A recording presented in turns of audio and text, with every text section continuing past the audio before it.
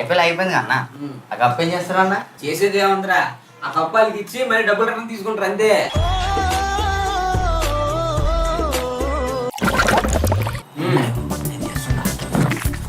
అబ్బా అమ్మ బాబాయ్, అరే ఏందిరా అది? కవితలేరా? బాగుంటుందా? కవిత కాదరా, నేను రాసిన కవిత. నువ్వు కవితలు ఇట్లా రాస్తావా? ఆ? మామ ఒక్కసారి పాడవా? అరే ఉత్తులేరా. ఒకసారి చెప్పు మామ. సరేరా.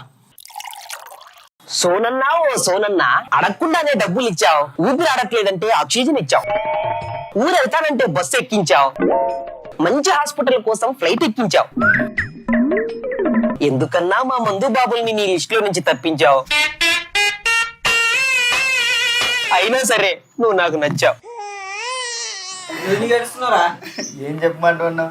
మా సాఫ్ట్వేర్ బతుకులు ఏమి లేకపోతే అది కాదన్నా.